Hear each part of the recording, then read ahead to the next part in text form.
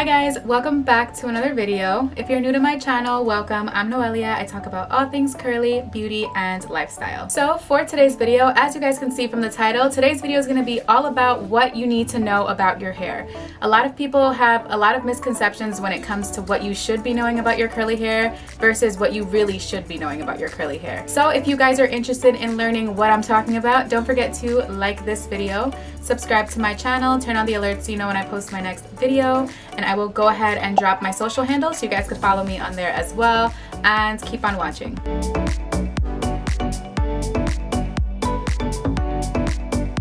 Alright guys, so every day I get a few comments, DMs, all of that regarding my curl type.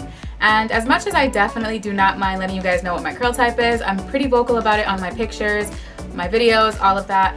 It's not as important as people think it is. So what your curl type essentially is, it's just the shape of your curls. So knowing your curl type, it could be helpful just to find someone who has similar curls to you, but I can have the same curl type as someone else, but they'll have completely different hair porosities and densities, so it doesn't really help. So that's why I'm not really big on knowing your curl type. You need to know your curl type because yes, it's cool to know, but it's not important, in my opinion. Just to give you guys a little background about curl types, a type 2 texture is typically a wavier texture, a type 3 texture is more curly, and type 4 is more on the coily side. So the letters just stand for the diameter. So A is a wider diameter, B is a medium diameter, and C is a smaller diameter. My curl type is 3C4A because as much as you see a lot of 3C curls, I do have a lot of tighter curls underneath that are more on the 4A side. So I don't know if you can really see that.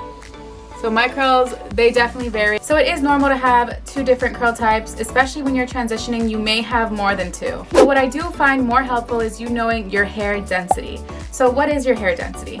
Your hair density essentially is the amount of hair on your head. So you're probably wondering, how do you even calculate that? So I can give you 3 different ways to calculate it. I actually found them online on naturallycurly.com, which is a perfect resource if you have any questions regarding anything curly. You can even shop on there as well, so check them out as well. There's 3 types of curl densities. There's low, medium, and high density. So if you have low density hair, you can easily see your scalp. So you have to leave your hair in its natural state. And if you can easily see your scalp, then you most likely have low density hair. So if you move your hair around and it's easy for you to see your scalp when you move your hair, then that pretty much indicates that you have medium density hair. Now, if you're like me and it's almost nearly impossible to see your scalp, especially any way you move your hair, nearly impossible, then you most likely have high density hair. So another way to determine density is the ponytail test. So if you put your hair up in a ponytail and you measure the diameter of your ponytail and it's less than 2 inches, then you most likely have low density hair. If the diameter of your ponytail is between 2 to 3 inches, then you most likely have medium density hair. And if your hair is around 4 inches or more, then you have high density hair. So how can density be helpful when it comes to your hair in general? Why does it matter? Knowing your hair density can make it so much easier for you to find the right products for your hair and to know how to properly style your hair. So if you have low density hair, it's very, very easy for your hair to become weighed down. So it's very important for you to be careful with the amount of conditioner you put in your hair, how much product you put in your hair. Very important to just focus on lightweight products, lightweight gels, and just focus on using one styler. This is based on research I've done online. Of course, I do not have low density hair, but from the hair that I've personally styled myself, like my friends, my family, when I style low density hair, you have to be very, very careful with the amount of product you put in the hair because it does become greasy very easy and it weighs down very easy. So what you want your outcome to look like is all dependent on the amount of product you put in your hair. So let's say you have low density hair and you want a little bit more volume, you use less product. Now, if you want a little bit more definition, then you'd probably add a little bit more products, but don't add too much products because your hair can just become very weighed down. So for medium density, light leave-ins, just spray leave-ins using mousse. And also, same thing applies, the way you want your hair to look at the end is all dependent on your product application. If you do want more definition, definitely add a little bit more product. If you want a little bit more volume, then definitely don't add too much product because you don't want to weigh down your hair. Now, if you have high density hair, your hair loves thick creams, thick gels, loves moisture. It's so important to continuously add moisture to your high density hair.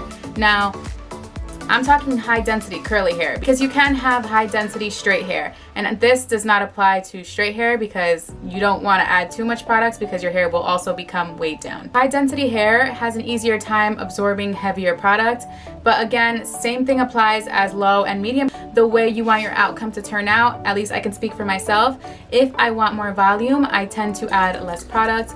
And if I want more definition, I will just lather my hair up in gel and make sure that my hair is a little bit more weighed down and just progressively tease at the roots and just fluff it out during the week. Now, something else that is very, very important to know when it comes to knowing your curls is knowing your hair's porosity. So what is your curl porosity? Your hair porosity is your hair's ability to absorb and retain moisture. And there are 3 types of porosities. There is low porosity, medium to normal porosity, and high porosity. Hair porosity is actually determined by your hair cuticle. And your hair cuticle is what allows moisture and oils to come in and out of your hair. Okay, so I'll start off with low porosity, which is my hair porosity. It essentially means that we have a tighter hair cuticle. So that makes it very difficult for moisture to make its way into our hair. So products tend to sit on our hair a lot. We have to constantly work products into our hair, constantly adding water to our hair to actually get a product to work really well with our hair. So that's why I find it very, very important, and I stress it so much when I talk about deep conditioning, is adding heat to your deep conditioning routine will make your life so much better, and it will completely change the game. How does heat even help when it comes to deep conditioning? Adding heat helps open up the hair cuticle, which will help the product make its way through the hair. So I always stress it all the time. I'm always pushing everybody to add heat to your hair. I actually have an entire video on how to apply heat, different ways that you don't have to necessarily actually go out and buy something to add heat to your hair. You can use what you have at home. So I will go ahead and link that down below so you guys can check that out. All right, so medium porosity, also known as normal porosity, has a looser cuticle than low porosity. So this allows the perfect amount of moisture to come in and leave the hair. So everyone always says this is the easy porosity, the less maintenance porosity. Shout out to you guys. You guys have it so easy. It must be nice. But from what it seems like, your hair just easily absorbs product well. Most products work really well with your hair, and you don't really have to do much to obtain moisture, to retain moisture. So shout out to you guys. Must be nice. So let's talk about high porosity. So high porosity actually has gaps in the hair cuticle.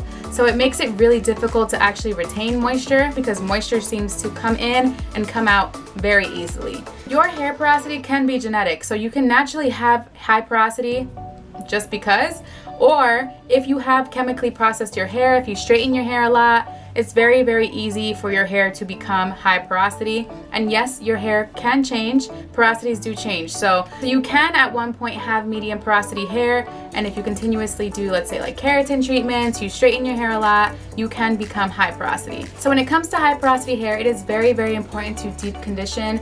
All porosities at that, but when it comes to high porosity hair, it is so easy for moisture to come in and out of your hair. So adding moisture to your hair will be very, very crucial in order to keep your hair from breaking and to keep it strong. So with deep conditioning, I also recommend once a month to do protein treatments. Protein treatments help kind of serve as a temporary gap for the holes in your cuticles, just to kind of help bring moisture back into your hair and kind of repair your hair in a sense. So again, very, very important to deep condition.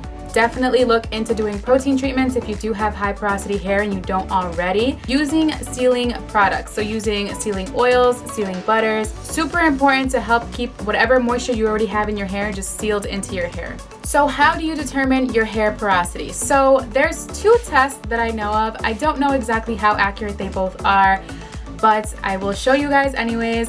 There is one called the float test. So you get a cup full of water. You take about, I want to say like 2 strands of hair.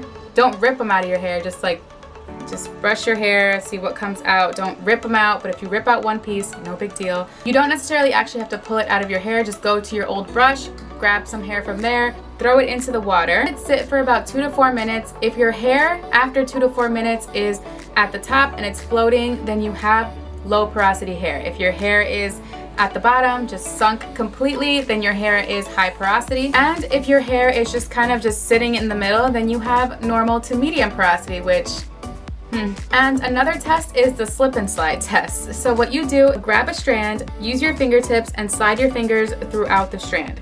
If you feel little bumps, then those are your gaps in your cuticles. You most likely have high porosity hair. If you feel that it's smooth, then you most likely either have low porosity or normal porosity. So how can you figure out if it's normal or low? Do the cup test, see where the hair strand lies. So if it stays in the center, you most likely have normal to medium porosity. And if you threw the strand in and it just stayed at the top and it floated, then you most likely have low porosity hair. So that is why I say it's super important to know the density and the porosity of your hair when it comes to finding the right products to work with your hair, as opposed as it is to knowing your curl type. Knowing your curl type is cool and all, and you know, it kind of gives you a space and kind of a group to follow essentially, but you don't really need to know that information. It doesn't really help you as much as knowing your density and your porosity does. Alright guys, so that is all for today's video. I hope you guys learned something from it, and if you have any questions regarding anything that I said, feel free to comment it down below. So I am pretty much hitting all the basics when it comes to learning more about transitioning to your natural hair, doing a big chop, just knowing all the basics that I wish I would have known back then to help you guys make this journey a lot easier. If there are any videos in particular that you guys would like for me to post, go ahead and comment those down below as well. And again, that is all for today's video. Thank you guys so much for watching, and I will see you in my next video. Bye!